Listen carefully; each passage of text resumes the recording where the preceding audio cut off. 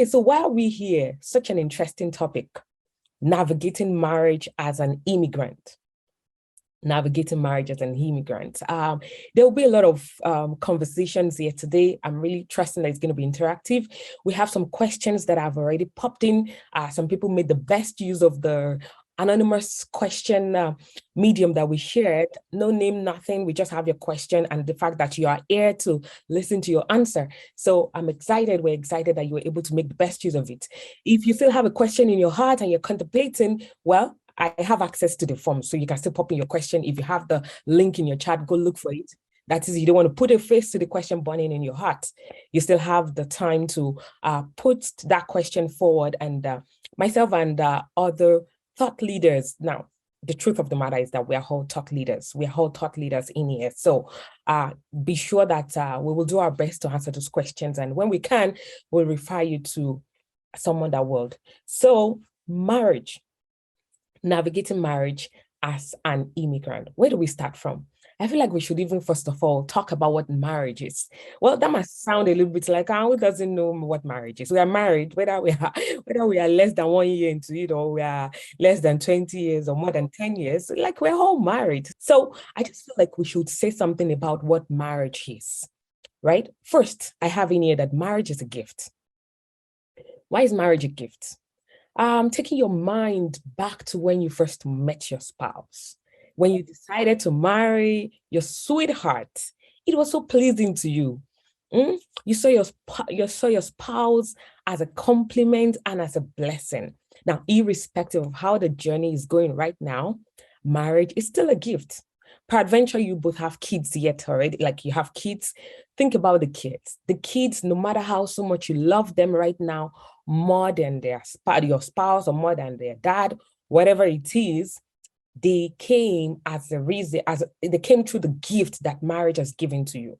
So in other words, even the children in that marriage, they are gifts to you. So we can say marriage is a gift. We can also say that marriage is a destiny. Why? Because your spouse, the choice of who you have married. Well, there could be people listening to us that are not yet married because we decided to put the link out there for anybody that wants. So I would respect the fact that this is a public discussion. So I won't only say, but of course I'll focus on married moms. Yeah, that's a call. So the choice, your spouse determines your life path. When I say life path, I mean your journey in life. So your journey in life is your destiny. So, and our journey in life, our destiny is greatly influenced by our marriage. You can actually have a flip of how was my marriage before I got married? How was my life before I got married? And how is my life right now that I'm married? Your marriage can be defined or can be seen as your destiny. Now, marriage is also a choice, making the third point of it's not a definition per se, but what you see marriage to be. So in case you're seeing marriage in another perspective, I want you to start seeing it from this light. Marriage is a choice. You decided by yourself on circumstances within your control. I'm mindful of those words, and sincerely, I'm aware that some people actually are in a forced marriage. They didn't want it to happen, but beyond situations beyond their control, they had to marry that person. I'm so sorry about that if you fall into that category, but probably you're just 2% out of the 100% population that I'm talking to tonight. Let me talk to the 98% for this 1 second, that you decided by yourself, under circumstances within your control, to marry your spouse. So marriage is your choice. You made that choice. Well, you made it.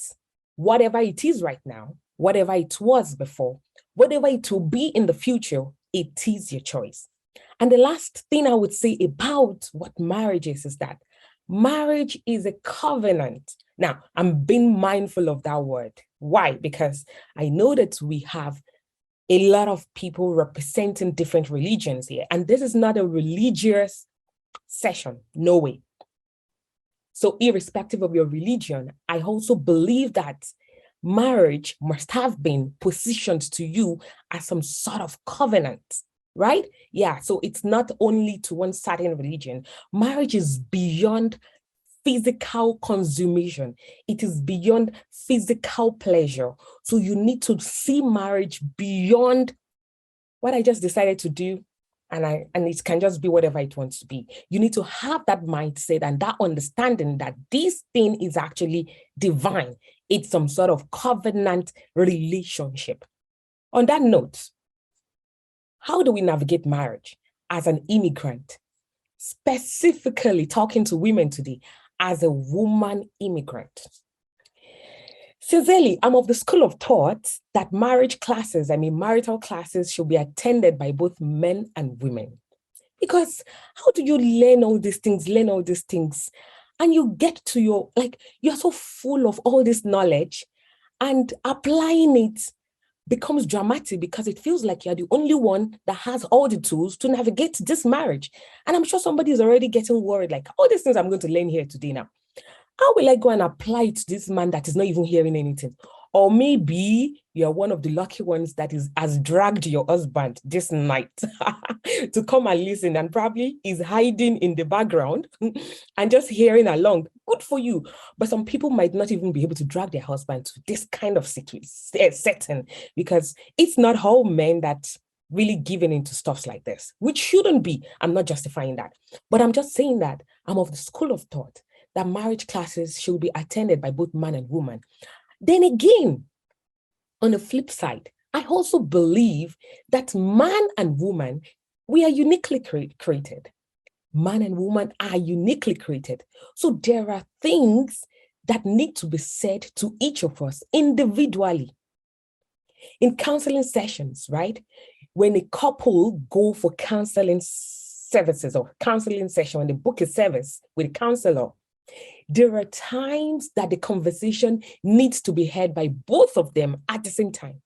And there are also times that the counselor needs to work with the two of them differently. There is no conflict you're trying to resolve that you have to sit both the husband and wife together at the same time from the beginning to the end of the conflict resolution. No. There is time to listen to the man, hear what the man is saying without hearing the woman. And there's time to hear the woman without hearing the man. Hence, it justifies the reason why women have put this together, that we should come and equip ourselves on how to navigate marriage as an immigrant. Hence, this session is for woman immigrant. So the first thing I want to establish to us, women, immigrant women, is that the environment we live in celebrates us, elevates us, and empowers us more than men. I'm going to say that again.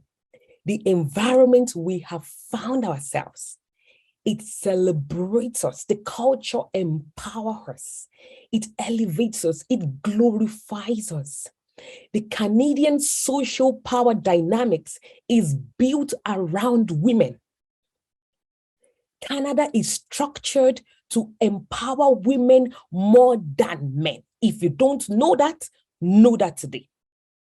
That is the truth, and there's nothing we can do about it. So in this kind of situation, that a woman at a default state is already empowered to thrive, is already empowered to have the upper hand, is already empowered to just have a smooth, in quote, things will always fall to the woman's favor. How do you utilize this authority, this power that has been granted to you? How do we be all we can be in this unique environment that we find ourselves? There can hardly be an issue that will be between a man and a woman that will not dance to the favor of the woman. The system empowers us. And with this level of empowerment, there are tendencies of a misuse or an abnormal use or an unguided use of this power that has been vested upon us as women. If we're not adequately informed, what was meant to be our advantage can actually turn out to be our disadvantage. So a woman in this environment must be thoroughly informed, thoroughly guided, so that what has been brought to you on a platter of gold will not work against you. And we're going to get to situations tonight where this empowering situation can actually be to your detriment if you are not guided. Another key thing you need to know about this environment, because what we're looking at is navigating marriage as an immigrant. We can't be talking about how to navigate issues, marital issues, without understanding how the environment treats the issues we are talking about, this marital issue. So another key thing we need to know about Canada is that Canada is not pro-marriage. As funny or not funny or sad that might sound, they're not saying don't get married though. But you know what? Once you start nursing a third to end your marriage, they are there for you. Now, they are there for you for a mission. The mission is to help you end the marriage. However, what you need to thrive after ending the marriage is for you to go and figure out. It's for you to go and deal with. They are not handling you with tools like a therapist, like giving you now I'm not saying those privileges are not available, but the system makes it easier that in a twinkle of an eye, that marriage can crash. It can end completely, right? They are not pro-marriage. They will help you. They will help you to just make a very sharp decision, of which marital decisions are not quick, snappy, sharp decisions, or decisions you make because you're comparing yourself with someone else, with another marriage. No, they are thoughtful, thought-provoking decisions that requires you to not listen only to yourself because you might be biased, or listen to some social media norms, because why? A lot of people are out there just sharing based on their own biases, their own experiences. But listen to professionals that have been taught. They have been taught, they've been schooled on how to navigate relationship dynamics. By the way, I am a certified mentor in marriage. So I am not speaking based on the fact that I am 10 years married. I am speaking based on the fact that I am skilled and trained for this.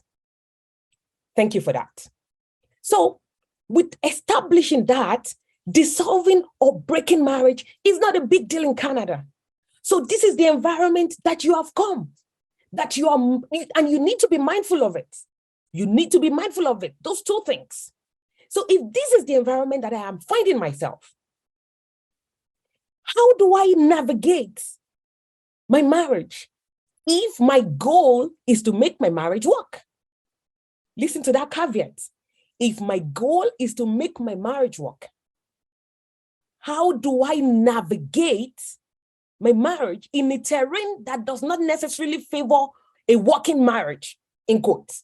Now, I'm not saying there are no successful marriages in Canada. Of course there are. I'm just saying that a system that makes it easy for you to lose what you have had, you have worked on with so much energy, you've put so much of your energy into for years. If a system is in favor of you losing it in 5 minutes, in one day, then you want to be careful that you don't get to that point that you just make a careless decision about it.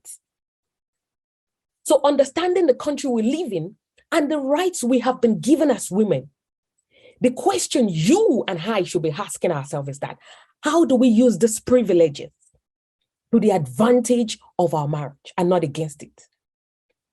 When you were planning with your spouse that you want to relocate to Canada, what were the goals that were on your mind? What was your why? If anybody's writing anything down tonight, I want you to write that, why did we decide to come to Canada? Because sometimes we forget about the why and we start chasing other things that the environment has exposed us into. What was your why? For some of us, it was like we want a better life, a better system that would help us live together and enjoy each other. Have you gotten the why yet? Have you found a better system? Now, what is stopping you from enjoying your marriage? Or what will make you enjoy your marriage? Why did you relocate? If your purpose was checking the box just to get permanent residence, citizenship, maybe you have it already now. So now that you have it, your goal has been checked. What next? Is there a need for you to come up with another goal? Because when you don't have anything you're working towards, you know what will happen? Anything can distract you. When there is no common goal between you and your spouse, it will be hard for you both to achieve anything meaningful. You will just be living life, raising children based on chances. You don't have anything you are both working towards. No goal. And the goal is not a 5-year, 10-year thing. The goal is something you will keep working towards all the days of your marriage, as long as you both exist. That is, the goal must be bigger than you. So if you have set a very simple, cheap goal for why you came to Canada, it's high time you go review it. You went to review it rather and make it bigger so that it's worth pursuing. Is worth pursuing. Absolutely. Common goal in marriage. So is there a room for you to refine your purpose?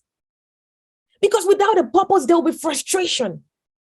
People will act anyhow when they don't know how, when they don't know why they should do the right thing. They would do anything. They will get frustrated and they will misbehave. So let's come back again. We are breaking down marriage. Let's go into marriage stages and we will now link it with migration. We're going somewhere tonight, and I believe strongly that someone is going to unlearn today. Someone is going to relearn today, and someone is going to learn. I am super sure that you will go with something that you can hold on to and would make your marriage work. I'm very sure of that. So there are marriage stages, and I'm calling this, I called the stages from one of my mentors. Like I'm still going to talk about this. I have mentors in life. So I have marriage mentors. I have career mentors. I have people I look forward to, because that's another thing that keeps you set bigger goals. When you see people that have gone ahead of you and are doing well, you want to see what is working in their life and you want to carve it. It might not be exactly word for word, but paint a picture of what you desire for your life and you start working towards it. So I have people that their marriages are working. I have people that are doing well in this marriage mentorship, marriage counseling, marriage coping. Marriage coaching rather, that I'm looking forward to. That even if I am not actively, professionally practicing right now, I have them at my forefront, seeing what they're doing, and I'm learning from them.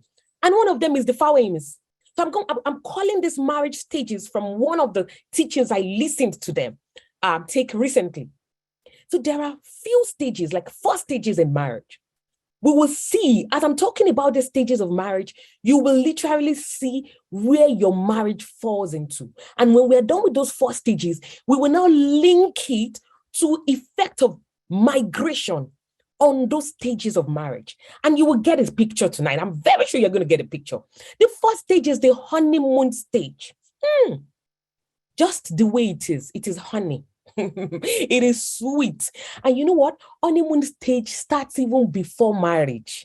It starts when everything is not just loving, dovey, sweet, and everything just, everything is just sweet and rosy and yummy, right? Before marriage, and it rolls into the marriage. Now, these stages, they don't have to be chronologically arranged in the sense that probably they are between 2 to 5 years or 3 to 5. It depends on the personalities involved in the marriage. Another thing I want you to hold on to tonight is that marriages are unique because the people in them are unique. So one person's marriage is not going to be the same narration of another person's marriage. So as you are here tonight, listen with the ears of your own marriage.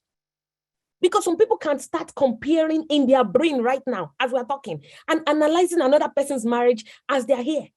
And they will be saying, hey, you see now, that's how Ayos marriage is. That's how the Timothy's marriage is. That's Rashida's marriage is. That's what the person is saying. Why is I want to listen with your own ears, your own marital ears, not another person, right? Good. Honeymoon stage is rosy. It's beautiful. It can last from before marriage into year 1. It could go to year 2. It could go into year 3. It depends on how long your honeymoon. But how would you know that you're on honeymoon stage? Oh, this is the year that it's this is the year that it's just rosy. Like, you don't beg each other to say sorry. You don't say, you did not say sorry to me. No, before mistake comes, apology has entered. That's a very sweet stage. As in, the apology will even come with an explanation. As in, before you discover that somebody is wrong, your spouse is wrong, you know what they will do? They'll be like, oh, honey, babe, you know what? And I did something yesterday. You know what? Okay, this is why I did it. I'm really so sorry. Those apologies come smoothly because we just want to be each other's apple of the eyes, and the whole sugar thing, we don't want it to get lost. We love all the fantasy and all the honeymoon, lovey-dovey, everything, pram. The consistency and show off at this stage is so smooth and beautiful. They say sorry without apology, without explanation. Sorry, they say sorry with explanations if needed. It is so sweet. This is the stage that you receive help without asking. I'm not saying you can't receive help in other stages, but this early stage, your spouse is the best thing after fried rice or after some moi that some of our mamas know how to cook. They will what? They will even say, should I help you to place this order? Should I help you to ask for this? I'm thinking you will need this tomorrow. They're just forwardly thinking on your behalf. It is the honeymoon stage and it is sweet. After honeymoon stage comes the reality stage. This is where it gets interesting. Like I said, it doesn't matter how long the honeymoon stage last for some people. Some people's honeymoon stage began before they got married and ended the day 1 month into their marriage. Don't compare yourself with those people that their honeymoon lasted in 3 years. So the reality stage, what happens, which is the second stage? This is when you begin to see your spouse the way he is. You start seeing them, the real. It is the word reality. Things start getting real to you. You will start discovering things and you'll be like, is this the person I married? You thought the person sleeps in a very peaceful way. Is the basketball stage? Yes, so I'm telling you, you thought the person just normally sleeps smoothly and they will just, even you yourself, is the time that they will realize you. I remember when my husband said, IB, he calls me IB, IB. He didn't even know how to say it at first. Do you know that you used to snore at night? I was like, so what? When I'm so tired, I can snore. But of course, I'm sure he would have thought that this always packaging girl, how can she be snoring? I snore when the tired reach my bone. I will snore like this is the time that the snoring of that man will start irritating you. It will start irritating you like you want to be pushing them, like, sorry, I mean multiple times for those that don't understand Yoruba here. Like, can you move to one side? This is the stage that you will realize that your husband or even you can lie. In case you have been forming the best woman or sisters coordinator or a very religious saint. In case you think that you married somebody that is God-fearing and all that, you can catch them taking bribes or willing to accept bribe. And you'll be like, is this what we were taught? Is this, no, we can't do, that's when the whole energy will be coming. How can we? No, this is when you will see them in the real space. You will discover the real, and those discovery, they can be daunting. Because this is the point, this is the time you will know. In case you didn't know that he was womanizing before, this is the reality stage. You will start noticing that this unusual connection with ladies in the office, in the community. This is the time that your very faithful friends will start sending you snapshots of how they caught him doing something and all that. They will be saying, be careful, this is your man. He's doing this to me. It is all in the reality stage. Reality will start dawning on you that this is who he is. Was it lying to me before? No, it wasn't lying. But you know what? Environment reveals us to us. Environment reveals people. Now, environment can be your marriage, your home, the fact that both of you are in a convenient, comfortable space. You are free to be each other. You can let down your guard. The man is not trying to win you or to catch you again. He has won you already. The ring is there. The name has been changed. Everything is all right. So he can lay down his guard and just try to be himself. I'm like, well, I can't keep forming. Unconsciously, those things will start coming out. And reality is occurring to you. So what are you doing at this reality stage? Those shocking discovery, they begin to bother you. So what happens? What will happen in reality stage is leading us to the next stage, the adjustment stage. At this stage, based on what you have discovered in your reality stage, you decide to respond. You decide to react. And reaction are in different phases. For some of us, it is fight to finish. This is the beginning of nagging. We will nag. We will talk. Some people will start talking to everybody they know about the man. Hey, he did this. I am shocked. And they will start crying. Now, I'm not saying don't cry, right? But just start reporting. Oh, he did this. I caught him, did this. He lied to me. I can't believe this. I am betrayed. Oh my, I'm broken. They will just start fighting and the argument will increase and the whole house becomes a royal rumble. Adjustment stage. What are you adjusting? You're adjusting to the reality you have discovered. And the adjustment doesn't have to be, it's not necessarily positive. It could be a negative adjustment. When you start whining, you start reacting in a negative way, you fight, and sometimes the fight will eventually lead to separation. Some people will fight and fight and fight, and some people will just be like, well, I cannot kill myself. What can I accept in all of this? So it could be a fighting stage leading to separation. That could be what adjustment means to you.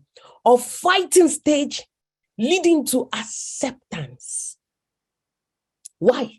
Because you will just need to make a decision. And whatever is preferring you comfort and advice at that time is what you will fall for. If it is the company of the WhatsApp groups or the Insta blog narration of how marriage is meant to be in their mind, but they can't find it in their reality, or the internet warriors that will always come with every week of negative marital story, if that is where you are getting your comfort from, my sisters, you will lean towards what you have decided to focus on in your marriage. And where you are empowering yourself, you will lean towards whatever they are feeding you with.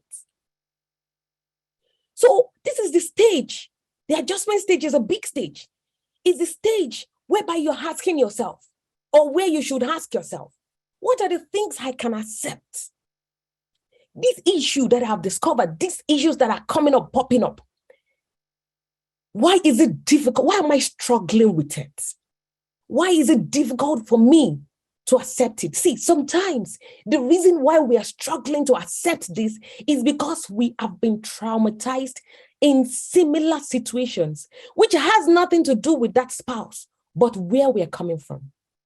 Some of us are not yet healed from the brokenness in our family, in our parents, with our childhood. We are not. So any slight that looks like what we had gone through some 20 years back triggers that fight. We just resist it. So it's not as if those issues are actually life-threatening, but those issues are triggering. They trigger you. They trigger the unhealed, the part of you that is yet to be healed. And I have a similar example, a practical example, which I'm going to share now. So growing up was very, very tough for us in a particular season of our life. Growing up was tough.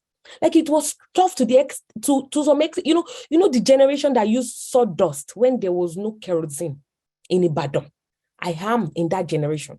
I'm of that generation because there was no kerosene. We will use sawdust. We could not even afford stick. I know I don't look like it. Thank God for that. But things were really bad.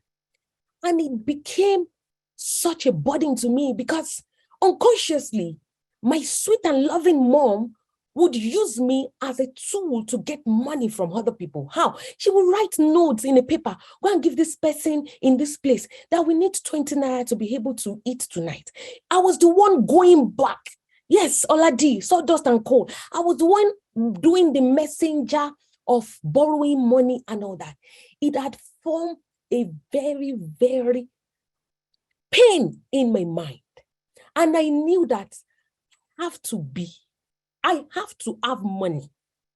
I wasn't desperately looking for money, but I must have money. Like I must have money I must have my own. I knew that it's only money that can fix this thing. In my mind, it's only money that can fix it. So I must have money. But I was not desperate. I believe so much in God. So I was always saying, God, see, you must bless me so much that I can, this experience that I grew up with, I will be able to turn other people's life around. Now, why am I saying this? In my marriage, when we started having financial issue in my marriage, let me tell you the points that were triggering that 20-something years experience. Anytime my husband says I should come and do an account of how I spent money, it is World War V. You don't even want to see how I will look. Or probably it criticizes me of spending money in a way, hey, my head will just go away. I'm working, I have this, you will control me, you can't tell me, blah, blah, blah, blah, blah, blah. And if you know my husband, you know he's gentle. I think the whole world will be shaking. Even me, I will feel the temperature in my head. What exactly is the problem? What have we carried? What have we put down? Please, somebody should type the Yoruba there in the chat. As in, I will just go, no. Yes, so kilaju. I will just say, my energy, and after some days, when I start to calm down, he will just leave that conversation and we bury it there. Until we had a session. We had a session, both of us. And we had this therapeutic session. And I had to write the triggers. Oh my God. Anyway, that has become a past. So why am I saying this? Some of the issues we are dragging, that we are struggling to accept, I'm not justifying that what the man is doing is right, but they are coming from something that has nothing to do with that man. They are coming from issues you and I had dealt with when we're growing up, but we've not been healed of. They're coming from our personal emotional traumas that we did not walk through. Some of us have never attended a therapeutic session in our life because you believe it's for people that have mental health issues. That is a misinformation. Everybody needs someone to attend to their mental health. We are a product of several struggles, several dysfunctional systems. No matter how so beautiful your marriage, your parents' marriage was, there were some things that brought pain to you in one way or the other. It could be how they raised you, or how they dealt with themselves, or how they compared you with some other people. Something is there that you didn't like. That thing that you don't like, do you know the seed it has sown or it has planted in your heart, in your mind, that is now working in your marriage, that once you see a shadow of it coming from your spouse, you're like, I can't deal with this. It's not possible. I can't accept it. No way. It can't be me. So what are these things that you can't accept? Can you control them? Can you change them? Can you influence them? Why can't you accept it? I want you to think through the why. I want you to think through the why. Where is the pressure? The pressure to accept the things I can't change coming from? Who is mounting that pressure on you? Who is mounting that pressure on you in your mind, whether directly or indirectly? Which environment is push, it's pressurizing you that you don't have to deal with it. No, if you try it, that means you have done this, you have done that. That means you like, who is mounting that pressure on you? Who? Where is that pressure coming from? Now, I'm not talking about life-threatening issues. So let me put that caveat right now. If you have been physically abused in your marriage, it's a no, no, no for me. Seek help and live well so that you can live to enjoy your life and your children. But if your issue is not life-threatening,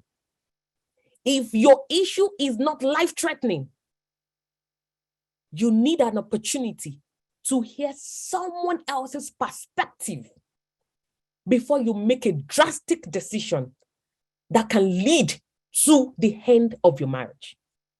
Because you know what?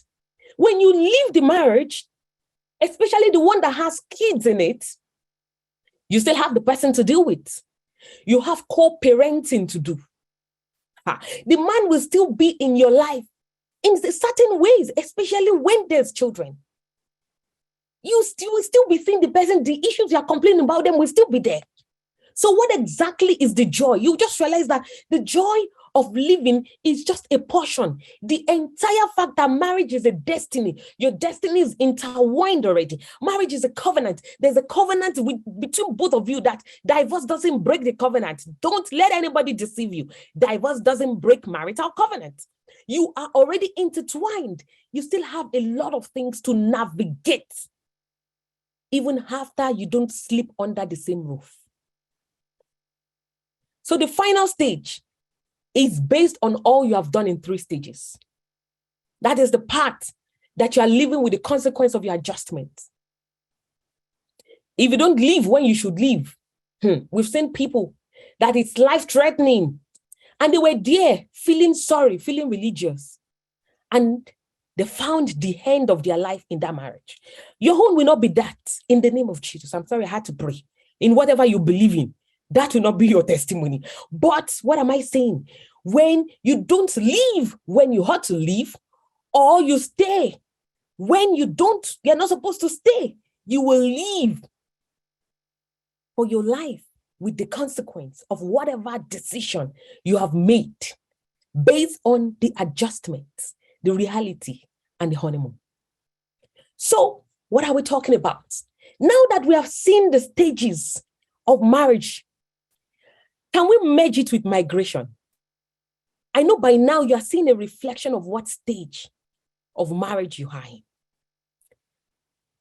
For a couple that have moved countries, immigrants, depending on the stage you were when you were in Nigeria, assuming that every one of us left Nigeria, right? This country you moved from, what stage were you there? Moving to Canada now, what happens? There's a tendency that you will go back to the previous stage, and I will tell you why.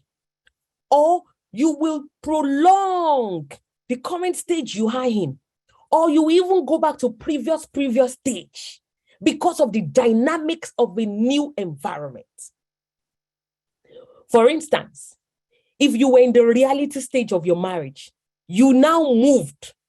Reality that you were beginning to discover a few things, some things about your husband, and these are coming to you. He can do this, he's doing that, he's not consistent, he's not, you can't trust him, blah, blah, blah, blah.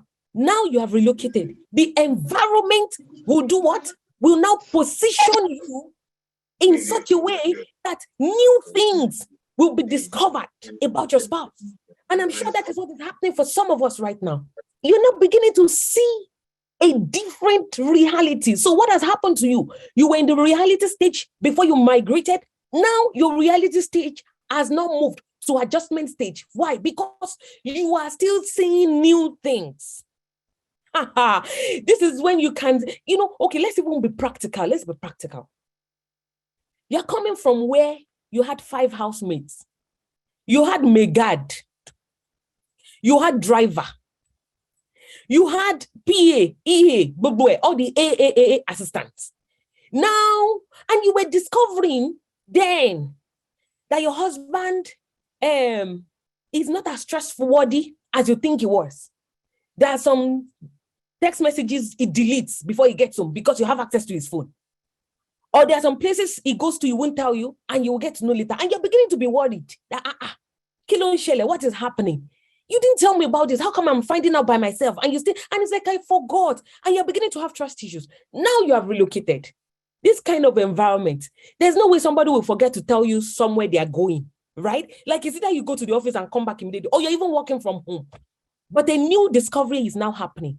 They don't even like working. They don't like doing house chores. They can't even they can't even do anything regarding to childcare. They don't even in fact, they cannot stand the cold in Canada. That could be another person's reality. Like, this cold, hey, your man just wants to do what? He just wants to stay under the duvet all day long. All day long. He doesn't even want to what? He doesn't want to do anything.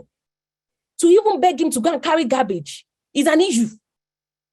It's a major issue. It can't even do nothing for you. So these are the realities that are setting in your new environment. So whatever stage you were in your marriage before, what happens now? That stage is being prolonged. Let's assume that you were already in the adjustment stage. You're trying to figure out what your next move will be. Then you decided to set another goal for yourself. That, okay, maybe this Canada is going to make it work for us. Maybe this Canada is going to bring another adventure. Then you settled into Canada and you started discovering another thing. Like, hey, is this one not too much? This man will not even had kobo. He won't even had money. He won't even do more than this. He will just tell you, see, this is the final. Maybe in Nigeria, he can do more. He used to do so many. Now, like, you're just seeing so many realities. Why? Because the environment, migration has. Men must do garbage, please. I know, right? Because migration, a new environment, has brought another side of that man that you never discovered existed. Environment exposes us. It brings out the you that is in us. The environment will, even you know that this environment has changed you. You know there are some certain things that you were not doing back home, but you started doing right here. Because why? New environment. So migration, together with all the stages of marriage that we have listed, it's likely not going to move you forward. It's most likely going to move you backward. So if that is the reality of marriage and the stages and migration, can I ask you, how equipped are you to navigate these seasons in marriage? I know some things have been coming to you and it's like a shock. You can't believe it. Can you imagine? Imagine this, and you have been telling people, telling A, telling B, telling C, telling D, tell people abroad, tell people afar. Imagine, he did this, he did not do this. That's how he is. Hey, that's the new critical. How equipped are you? Were you really, really, really, really ready for the toll that marriage, that migration had or has on marriage before you moved in? And now that you are here, have you equipped yourself with the tools to navigate marriage in a new country? Because it's not a walk in the park. So what stage of marriage are you? What stage of marriage were you before you moved to Canada? What stage are you in currently? Or maybe you are in between two stages. Yeah. A bit of discovery, a bit of adjustment. As you're finding it, you're adjusting, you're finding you're adjusting, and you're making up your mind, and your adjustment is tending towards, I think we're going to pack our bags. Wait. I'm not saying don't pack your bags, but can you do me a favor? Can you seek professional help? Can you seek Now, you can hear me. I'm not saying that you should go and post an anonymous question on Instagram and ask 1,000 people to share their advice with you. At the long run, you will be torn between different people's opinions, and you don't even know which one you want to go for. Eventually, you become more confused than you were originally. I celebrate those people that post anonymous question, and they will say, the reader, the person that asked this anonymous question will be in the comments reading, and you will be looking at the comments like this, and this one is going like this, another one is going like this, another one is going like this, and it's going like this. Poster, please hide my identity. Yes, so everything is going in A to Z direction. I will be like, okay, I hope you have really been helped though, because this one does not look like help. Your brain will just be, what do you want to do eventually? Nothing. You've just gained attention, anonymous attention, and you will spend all your time on the Instagram, gisting and gisting and gisting and talking and reading and do all that. Whereas you could have created that time or spent that time looking for tools to help you navigate the season of your marriage. So I'm beginning to round up and I will open up questions. But before I round up, let's talk about calling 911. My mamas, just think about it though. When do you call 911? What is 911 for? 911 is an emergency number. It's an emergency number. So what is an emergency? An emergency is a life-threatening situation. So what is a life-threatening situation? Something that, if I don't call help, I will die in the process. Something that if I don't call help, I will be on my way to death. The rate at which we call 911 in Canada, oh my goodness. Any small thing, I will call 911 for you now. I will call 911 for you now. Calm down. Let me tell you what you are doing to your future by calling 911. And I will tell you with a case that happened in this Canada to a Nigerian person like you and I. It's all in the name of, I'm abused. I'm being abused. Now, I'm not justifying abuse. Don't mind my drama. Abuse is no good. I've told you if it is physical, run for your life. If it is not physical, seek help. Even if it is physical, seek help too. If it is not physical, seek help. Seek help and let it be a professional that is helping you to align your brain to the best thing that you need to do for the safety of your mind and the safety of your children. And you can do that well. So let's talk about 911. There's this case. He's abusing me. He's abusing me verbally. He's abusing me. I can't even stand it again. He's not clinical. He will not help me. He's abusing me. Now, you know when we start hearing these cases from our women, we will not hear what the women has done to provoke the abuse. Whether it was us that started. Now, I'm not justifying any form of abuse. Please, Ejo, I'm begging you. Don't quote me that I am saying that is when you abuse the man that the man should abuse you. There should be no abuse in any way. I'm just painting a picture. It's abuse. It's abuse. It's abuse. All this abuse and all this generic abuse. Then there was this day, this conversation started, and it became a heated argument between both of them. And the next thing, she said, it appeared like he wanted to hit her. The man did not hit her. It appeared like he wanted to hit her. What was the next thing? Bam, 911. And guess what? They will come. They will show up. And they showed up. And the next thing, they did what? Carry the man. Handcuff. Go.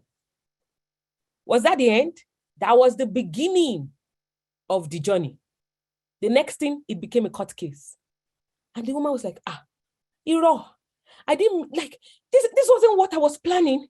No, it's because it was just frustrating me. It was just, no, we don't want it. You don't want case. You want the court case. So because somebody that is being aggressive to you is being aggressive to the system. The person that is abusing you can abuse the nation. You know, they have a system to protect. It became a court case, and she started looking for a Nigerian lawyer in her province that will help her to defend that. No, it wasn't that bad. It wasn't reality done on her. It was a case, and eventually, the aftermath of this kind of case, she's not liking it. The children have been exposed to a social system. The social workers are always checking on them in the school, asking from the teachers, what is going on?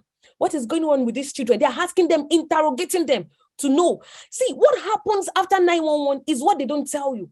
After 911, you become naked to the system. You become a suspect of an aggressive behavior. If anything happens in your environment relating to your children, even if they are innocent, you know what? There is already a record of trauma because they grew up in a traumatized environment, right? And there is a spot on them. For those of us that have toddlers in preschool, you know how they are always quick to recommend this SNAP tool for our Black children, saying that they are aggressive or whatever they are not as calm or cool like another. Yes, that is what happens. So you think you are calling 911 for one man, the future of your children, because once there is a box, the children are already boxed into that aggression category or trauma environment. They've been traumatized, they've been exposed to trauma. They become people that they should be careful of in the society. So as they're growing up, the stigma goes with them. As they're growing up, the stigma attached to them. So you think you are fighting for your children by calling 911 randomly and threatening your husband that you call 911. You know what? You're actually positioning yourself for a future you are not prepared for. When do you call 911? If your life truly is at stake, call 911. If your life is not at stake, it's just for the celebration of, I called 911 for him today. Oh, my Bunny, he will take. You know what? You will soon take your own in the future. You will take your own, mark it. Because you are only pushing yourself forward to deal with this environment that is empowering women, especially those of us that are Black. There is nothing wonderful they want to give you that will not be to their advantage eventually. They won't do something at their detriment. They will show you how to live. They will give you lawyers, assign you policemen and all that. But what? They have put a stigma on you. Now let's even talk about people that don't even have their papers. Your documents are not even complete. You are calling 911. What is happening to you? You don't know that can jeopardize the future you were praying for, that we should be settled in this country. We should be this with my husband and my children, raising, growing, and all that. Your husband does not have paper. You are still a student. You are calling 911. For what? For what? What should 911 come and do for you? They want to give you PR? You can't think immigration matters. It's very sensitive. Once it's in their record that you have a case of aggression, of trauma, they want to protect their system. They want to. You are limiting your chances of gaining the future that brought you here to the first place. You are jeopardizing yourself. You are. So when do you call 911? When it is as simple as life-threatening. Stop expatiating life-threatening into something else. Like, see, if you need to take a space, you need a breathing space. Give yourself a breathing space. If you need fresh air, there are so many things that you can do to cool yourself down from the heat of argument, of aggression. Sometimes even we women, we are the problem. Yes. Sometimes we're actually the ones that is the cause of this problem. We are the evil behind it, but we're the ones that we call 911. There were some cases I have heard. I have seen how women have chased their man outside. Some men have slept in, it's as good as under the bridge. There's just no under the bridge per se, like that scenario. We have sent them out. We are trying, mommies. We are trying. We are trying. Let's be coming down, please. Let's be coming down. Is this issue, has it gotten to that point? Has it gotten to that point? Is it at the stage of exposing ourselves to the law? Is it there? I don't think so. Migration brings a major change in marriage. And there are ways to navigate these changes. And I'm going to be very quick here right now. You know what? No matter how so well you prepared for this relocation thing, You can't be fully prepared because it is when you step in that the reality will dawn on you. So number one thing is information. The information you are being exposed to, the information you are discovering. You will know things about each other. You will discover strange things. You will discover good things too. Everything cannot be bad. It depends on what you are focusing on. You will see things. The environment will supply you information. Like all this empowerment thing we're talking about, it will empower you. Women Matters, Women History Month, Women Empowerment, all that. The system is on your behalf. So information is at your disposal. What are you going to do with this information? Are you going to use it for your good? Are you going to use it to build your marriage? Or you're going to use it to tear down your marriage? Marriage can also bring, changes in marriage, like relocation, can also bring reformation. In other words, the change, migration, being in a new environment has the opportunity to reform your marriage. It can help you to redefine your marriage, and it can be for good or for bad. The choice is yours. Now, I know everything does not depend on you. So, because I know some people are ready for the question of, what if my husband, don't worry, we will get there, just calm down. We will get there. But let's talk about you. We can control you. You can control yourself. So first of all, deal with yourself. Opportunity to redefine your marriage. How do we want to see ourselves? How can we be intentional? We have all the time. One of the things that I worked on. Now, let me tell you why it's important for we women to hear all these things. One of the things that I intentionally did 1 year or 2 years into our marriage here in Canada, after we moved in, when I had our son, and I saw how it was struggling to sleep at night. You know how babies can be struggling to sleep at night. You know what? I paid for a baby. My husband didn't pay it. He doesn't even know how much I paid. It was for my peace, but eventually both of us are enjoying the peace. I paid for a baby sleep coach in UK. I paid in £sterling to teach me and my baby how to make him sleep all through the night so that I can have peace. Because a woman that is not sleeping will be a cranky woman, will be an aggressive woman, will look sick. Everything will be irritating you because you are not sleeping. So I want to be able to sleep. If my baby does not sleep at night, how will I sleep? And this man will sleep. If there is a storm or fire on the mountain, my husband will sleep off. I have fought it, but it's one of the things I have decided to accept because it cannot change anything. So I paid for a baby sleep coach in £sterling. She worked with us for 2 to 3 weeks.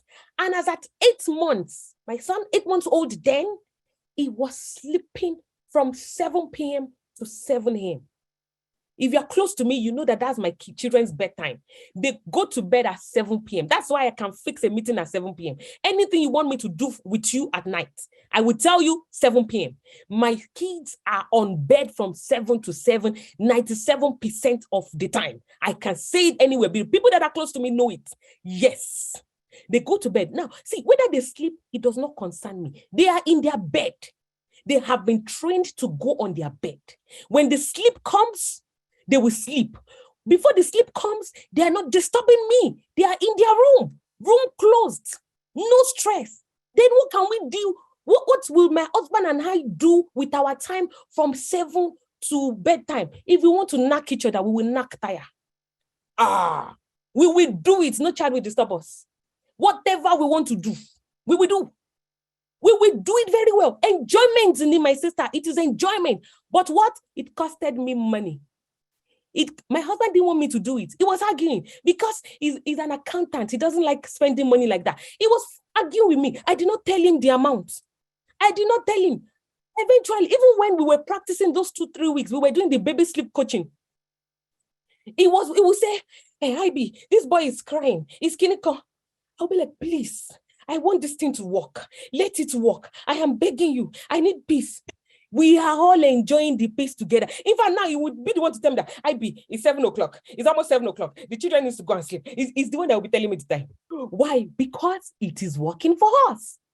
But what did I do? So see, if you are still waiting for, I want me and my husband to make that decision that will make our marriage work, you're not ready.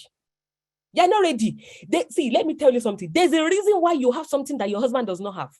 Both of you have brain. Both of you have sense. You have everything. But do you know what your husband does not have? He does not have womb. You think the womb is only to carry children. There's common sense in that womb too. In fact, maybe that's where the seventh sense is. The seventh sense to know the decision to make that will make your marriage work when your husband is not seeing it. It is in that womb that you carry. That's the reason why you have it. So when you are there and you're saying, am I going to be the only one that is doing everything? He's not doing it. I will not attend this therapy session. I will not go for this counseling session. Where is he? You're just suffering yourself. You're suffering yourself. Yeah, so we are suffering yourself. You are elongating your journey to suffering. You don't want to end it fast. You will go and learn some things and you come and stylishly apply it at home. With wisdom. With wisdom. Anyway, we'll move on. So, reformation, you can redefine your marriage. And it can be for good or for bad. The choice is yours. You can decide to focus on the things that are working in your marriage and enhance it. And you can decide to focus on the negative things that is not, like all the things that are not working in your marriage. That is the only thing you can see. Is your choice. Another thing that happens when there is a drastic change, like migration, is transformation. The marriage has room to transform. Change can transform individuals drastically. And you know what? That transformation can also be good or can also be bad. There are some things that has happened that I've come to accept in my marriage, which I'm not going to say for just so that my husband will not feel like I exposed him. You know what? There are things he cannot control, but they are the reality that we have had to accept and we are trusting God for. And we discovered it much more. Or let me say the implication became so loud when we came to this place. I'm just telling you that there are things, there are transformations that can happen to you individually in marriage because of migration. How do you want to handle it? Must everything lead to, this marriage is not working, I'm fed up? Must everything drive the sensitive part of you? Must everything be like, it's not working? I am not perfect, but what you are hearing from me today is a lady that has decided to be committed to a marriage and make it work. The last thing that can happen to a marriage when there is a change like migration is deformation. Deformation is the end of it though. That's when they say the differences are irreconcilable. I love all the engagement we had, and I must really, really acknowledge everyone that drove that engagement since 2 weeks ago. We really spoke. I saw list of, in fact, oh my God, list of irreconcilable differences, things that can be like things that are beyond whatever. And you are right. Some of them, they are what? They are irreconcilable. You're right. But you know, this is what I want to say. Before you decide that this is irreconcilable, make sure you talk to an expert. Make sure you seek professional services. On a final note, to summarize everything I've been saying, we are in an empowered system. Women, manage how you use this power. Ask yourself, how am I going to use this power? Am I going to use it to my advantage? Or am I going to use it to my disadvantage? I will advise you this evening that you should use it to your advantage so that your future will be happy for it. Seek professional help. You need a counselor, you don't know what to do, seek a professional help. You need a therapist, you're not sure, some of you even have benefits that can give you access to therapists. Seek a therapist. And I've heard lots of women say, the husband will not attend, will not come. How can I go for a counseling session that my spouse will not go? See, let me tell you something. When you go for counseling session as an individual, It's because first, your life is important to you. Your health is important to you. So when you go as a couple, that is the second side of it, because the marriage. So if you go for a counseling session because things are happening in your marriage that you don't understand, see it from the perspective that you are going there to empower yourself in order to do what? To do the right thing, to know what to do, and to be sane. But if you're sitting there and you're saying, because it's not going to follow me, I will not go, you know what? You're not helping yourself. You're not helping yourself. You are depriving yourself because someone else has decided to deprive themselves. It can never be wrong to seek the right help, to seek the help of a professional. If I'm going to leave you with one thing today, that would be it. Don't stay in silence. Don't look for the social media group and be sharing all your concerns and not share with experts that will position you in the right things. They won't tell you what to do. You will even be the one to see what is better for you to do. And even if you want to leave the marriage, I like to say this, you can leave a marriage well. You can leave without exposing yourself to a court, a legal drama. You can live without exposing the future of your children. You can live marriage well, and you can also enjoy your marriage. Thank you very, very, very, very, very much.